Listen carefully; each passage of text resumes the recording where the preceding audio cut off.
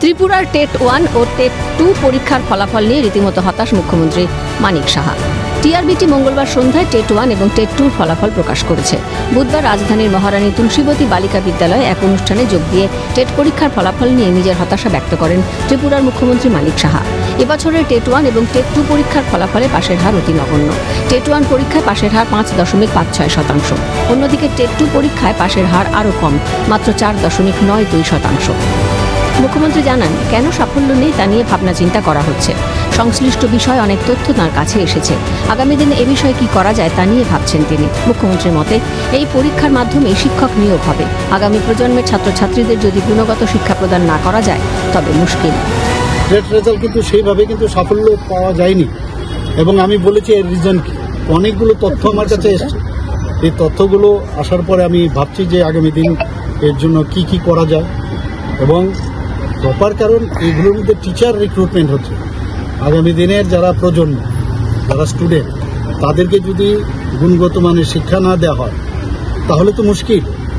আমাদের কাছে এতগুলো মানে পার্সেন্টেজ ভেরি মিনিমাম, যেটা আমি দেখলাম। এটা নিয়ে আমরা চিন্তা করছি। আগামী দিন নিশ্চয়ই আমরা বিষয়।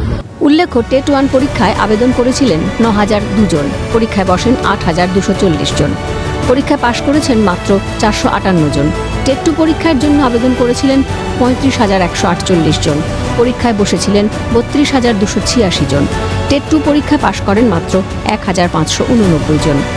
টিআরবিটি পরিচালিত 2024 সালের টেট পরীক্ষা নিয়ে অবশেষে মুখ্যমন্ত্রী তথা শিক্ষামন্ত্রী বলেন, কোনো পরীক্ষার্থীর অসন্তুষ্টির ব্যাপার থাকতেই পারে।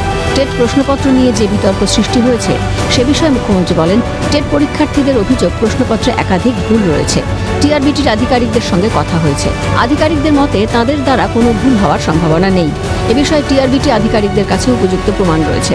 তারপরও যদি পরীক্ষার্থীরা সন্তুষ্ট না হয় তাহলে তারা আদালতেও যেতে পারেন। আমি আধিকারিকদের জিজ্ঞেস করেছিলাম যে বিষয়টা কি।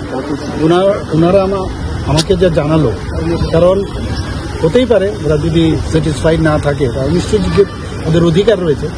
তো আমি এই বিষয়টা জেনে যখন জিজ্ঞেস করলাম, ওনারা বললেন যে আমরা আমাদের যেভাবে কোশ্চেন নিয়ে কথা হচ্ছিল, আমরা আমাদের তরফ থেকে কোনো আমরা মানে ইরেগুলারিটিস দেখিনি। এবং ওনারা বলেছেন যদি প্রয়োজন হয় তারা ইচ্ছে করলে আদালতেও যেতে পারে, এরকমও আমাকে জানিয়েছে। কাজে এটা সম্ভব হচ্ছে, যেহেতু ওরা বলছে যে আমরা কনফিডেন্ট যে আমরা ঠিকভাবেই মানে প্রশ্নপত্র করা হয়েছে, আমাদের তরফ থেকে কোনো ভুলভ্রান্তি নেই। পরীক্ষার্থীরা অনলাইনে তাদের অভিযোগ জানিয়েছে। সেই অনুযায়ী সাবজেক্ট এক্সপার্টরা নিজেদের মত জানিয়েছেন। 8 তারিখ থেকে 20 তারিখ অবধি মে মাসের ওদের যারা ক্যান্ডিডেট তাদেরকে সময় দেওয়া হয়েছে যে আমাদের যে টেন্টেটিভ আনসার কি সেই সম্পর্কে যদি কোনো অভিযোগ থাকে বা বক্তব্য থাকে সেটা আমাদের অনলাইনে জানানোর জন্য। ক্যান্ডিডেটরা সবাই অনলাইনে সেটা জানিয়েছে, এবং আমরা ক্যান্ডিডেটদের প্রত্যেকটা বক্তব্য আমরা সাবজেক্ট এক্সপার্টদের কাছে নিয়ে গেছি, এবং সাবজেক্ট এক্সপার্টরা সেগুলো ভালোভাবে পরীক্ষা নিরীক্ষা করে ওরা লিখিতভাবে আমাদের কাছে জানিয়েছে। ত্রিপুরায় ডাবল ইঞ্জিন সরকার আসার পর থেকেই রাজ্য সরকার চাইছেন শিক্ষা ও স্বাস্থ্য সহ অন্যান্য দিকগুলোতে উন্নয়নের আনতে, কিন্তু টেট 1 এবং টেট 2 পরীক্ষার ফলাফল মাত্র 5% কাছাকাছি। তা দেখে মুখ্যমন্ত্রী নিজেই খুব হতাশ। ত্রিপুরা থেকে আমি দেবাশিস বোস, ক্যালকাটা নিউজ।